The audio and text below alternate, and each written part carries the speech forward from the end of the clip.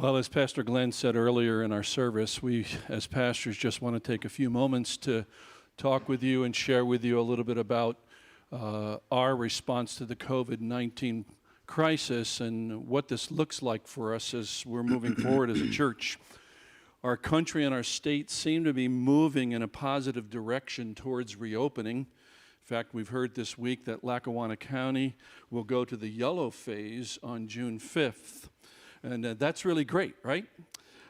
We understand you're ready to get on with life, right? And we believe everyone is ready for this to be over. We certainly are ready for that, as for sure. However, we really do need to be patient and very intentional as we prepare for reopening.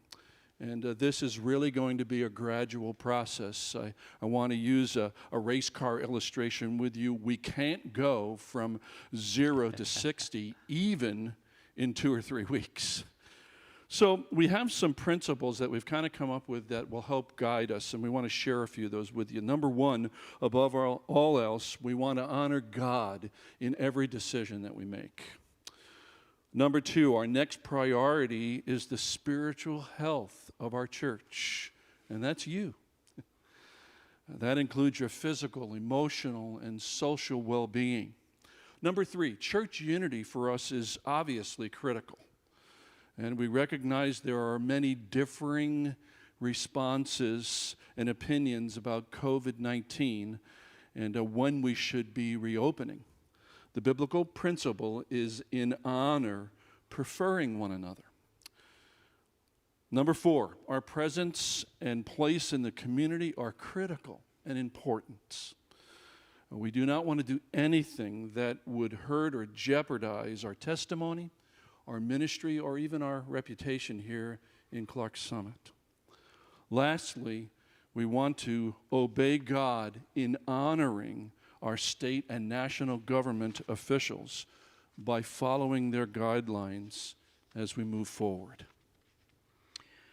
Yeah, as Paul mentioned, there's a lot to consider, and preparation is necessary. A lot of preparation ahead of time is necessary for us to reopen our services and the building, the facilities that we have here. And so the first thing as we prepare, we've already, as a staff, been spending time in prayer, more prayer, much prayer. All of that will be needed. We had a deacons meeting on Zoom last week, and we talked about that and spent time praying together. And it will be critical that you join us in prayer for wisdom as we make preparations to reopen our facilities. There are a lot of questions, many unknowns. As you know, the information changes from day to day. And there are new research findings coming out. Some of the things that we thought to be true before, all of a sudden now we find out, no, we don't need to be as concerned about that, but we do need to be concerned about something different. So there's a lot of change taking place on a daily basis with the information that's there. We've been doing a significant amount of research, of reading, listening to those out there who know. There are churches already out in the Midwest and the South that have opened their doors again and been having services, and we are seeking to learn from them. They say, why reinvent the wheel when you can learn from others? And so we're trying to gather all the information that we can so that we can make godly, wise, informed, and spirit-directed decisions as we decide how best to move forward in our reopening process. We will continue to seek input from you.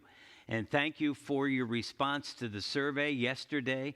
That survey ended, and so we will be putting together all of the results of that so that that will inform all that we do, and it'll inform our meeting this Thursday night. We have put together a short-term reopening task force is what we're calling it. A group of 5 individuals that are going to be tasked with putting together all the information and paying attention to honoring the CDC, the state and national government guidelines for sanitization and all of those kinds of things that are necessary. And they will be working on that. And so that short-term task force is, first of all, Glenn Zumbach. Glenn will be the chair of our task force. Maya Niznik, Kelly Flowers, Tim Kopp, and then Pastor Paul will also be on that task force. And they will be working to come up with a plan to recommend to us all of the logistics and the details that we need to be concerned about, make sure are covered and taken care of before we can reopen. We've also put together what we're calling a resource team. These are individuals who have expertise and experience because of what they do, their jobs and the situations that they've been placed into. And that would be Reed Anderson, Jason Davies, Jim Flowers, and Rich Lenahan. And they are going to be in a consulting kind of effort with our task force and providing all of what's needed by way of information. They won't be meeting with us this Thursday night when we meet as a task force, but they're available to provide that information in a consulting fashion later on. So as we wrap this up, what can you do? Well, our ministries are going to look different. It's just the nature. That's what everybody is telling us. It won't look like it did on the first Sunday in March. And we are going to have to be ready for a new normal and to be ready to change whatever that may require and put things back together again. And we're praying that we'll be better for it. We've been challenging you with that, that in all of this, what is it that God wants to do in your life? Well, it's the same thing. What does God want to accomplish in our lives as a church, a body of believers? Secondly, we would say you need to be prayed up. Spending time in prayer. I know you would say, I've been praying. Well, I mean, really ramp it up and pray for wisdom and discernment and learning and knowledge and all the understanding necessary for our task force, for our resource team, for our staff, for our pastors, your pastors, and those involved in putting this all back together again. We'll be having an increased in size guest services team because there will be more things to do as it relates to that. So be praying for that. Stay close to God and be willing to learn. It is critical that you, more than ever before, stay close to God. Stay in the Word. I had the opportunity to talk with one of our church members the other day who said, man, in the midst of all of this craziness, he said, I've had more time to spend in the Word. And wow, it's been amazing what God has shown me and doing in my heart. Well, I trust that will be happening. Would encourage you to stay close to God and willing to learn and to grow. And then just don't forget, this is something that's critical as we move forward. We want to continue to reach our community, our neighborhood, northeastern Pennsylvania, Clark Summit, South Abington Township, Clarks Green, and Scranton, and Dunmore, and Waverly, and Dalton, and beyond. And don't forget your one. It's interesting that the Sunday after we began that emphasis is when this whole COVID-19 thing. So be praying and be pursuing your one as God gives you the opportunity. Listen, we can't wait to get back together again. We're excited about that. We love you. We miss you. I just said to Scott when I finished preaching, man, I can't wait to have people in the auditorium again to preach to. That's going to be a great thing.